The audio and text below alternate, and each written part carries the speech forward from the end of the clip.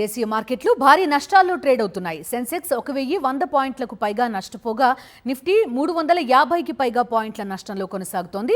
Iran ఓడరేవులపై America దిగ్బంధనం కొనసాగుతుందన్న Trump ప్రకటనతో చమురు ధరలు భగ్గుమంటున్నాయి. దాంతో మన ఇండెక్స్లపై బేర్ పట్టు బిగించింది. అటు ముడి చమురు ధర కూడా బ్యారెల్కు $120 దాటింది.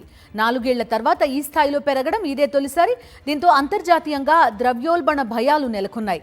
ఇంధన ధరలు, వడ్డీ రేట్ల విషయంలో ఫెడ్ రిజర్వ్ సభ్యుల మధ్య భిన్నాభిప్రాయాల నేపథ్యంలో అంతర్జాతీయ మార్కెట్లు కూడా నష్టాల్లో ఉన్నాయి. ఈ ఎఫెక్ట్తో మన సూచీలు నష్టాల బాటలో ఉన్నాయి. దాదాపు అన్ని రంగాల షేర్లు నష్టాల్లోనే కొనసాగుతున్నాయి.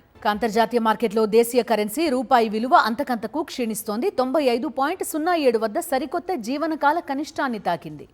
మార్కెట్ అప్డేట్స్ గురించి మాట్లాడడానికి బిజినెస్ అనలిస్ట్ గీతానంద్ గారు మనతో జాయిన్ అవుతున్నారు. గీతానంద్ గారు, చూస్తున్నాం వరుస నష్టాలు చూస్తున్నాం. ఓవరాల్గా ఒక రోజులు ఏమన్నా కొంత లాభాల్లోకి వచ్చినా కూడా తిరిగి నష్టాల్లోకి జారుకోవడమే కనబడుతోంది. ఇది కొంత లాంగర్ ట్రెండ్కి దారితీసే అవకాశం కనిపిస్తుందా?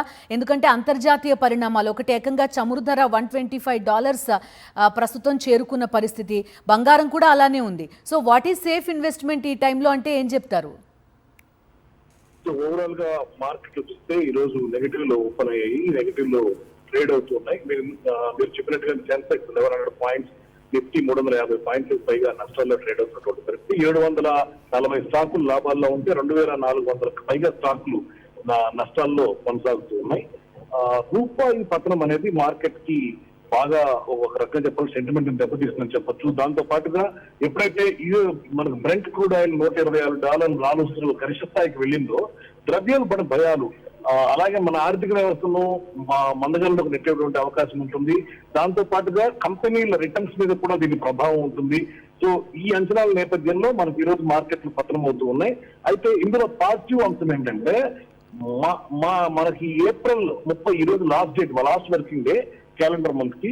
సో ఈ రోజు చూస్తే ఈ 1 మంత్ లో మనం పాజిటివ్ లో క్లోజ్ అయ్యాం. అంటే గత నెలతో పోల్చుకున్నట్లయితే ఈ మార్కెట్ అనేది ఈ నెల పాజిటివ్ లో క్లోజ్ కావడం కొంత మనకి పాజిటివ్ న్యూస్ కనపడతా ఉంది. అయితే మార్కెట్ తిరిగి అప్ సైడ్ వెళ్లేటువంటి అవకాశాలు ఉన్నాయి. బయాటిక్ మోడ్ లో మనం ఇంకా కూడా మార్కెట్ మీద బుల్లిష్ బయాస్ లోకి రావచ్చు. సో 24,000 స్థాయి అనేది గట్టి అవరోధంగా ఉంటుంది. వన్స్ 24,000 స్థాయిని కనుక నిఫ్టీ దాటగలిగినట్లయితే మనం జూన్ జూలై మాసాలకు 26,000 మార్కులు చేరుకునేటువంటి అవకాశం. రైట్ గీతానంద్ గారు, ఓవరాల్గా బేర్ ట్రెండ్లో ప్రస్తుతం మనం ఉన్నామని అర్థం చేసుకోవచ్చా? చాలామంది ఇన్వెస్టర్స్, లాంగ్ టర్మ్ ఇన్వెస్టర్స్ కూడా కొంత భయపడుతున్నారు, మనం ఇన్వెస్ట్ చేయడం ఈ టైంలో కరెక్టేనా అనే ఉద్దేశంతో. సో ఓవరాల్ గా మార్కెట్లు దిద్దుబాటుకు లోనై 23,000 స్థాయి నుంచి తిరిగి పుంజుతున్నాయి. 22,000 స్థాయిని కూడా మనం చూసినటువంటి పరిస్థితి మనం చూసాం గత నెలలో. అయితే మార్కెట్లు బ్యార్ గ్రిప్ లోనూ లేవు, అలాగనే బుల్లిష్ గాను లేవు, ప్రస్తుతానికి సైడ్ వేస్ లో ఉన్నాయి. అయితే వన్స్ బుల్లిష్నెస్ స్టార్ట్ అయితే గత 2 సంవత్సరాలుగా రిటర్న్స్ ఏవైతే మార్కెట్ లో రాలేదు, ఆ 2 సంవత్సరాల రిటర్న్స్ ని నిఫ్టీ కాంపెన్సేట్ చేసేటువంటి అవకాశం ఉంటుంది.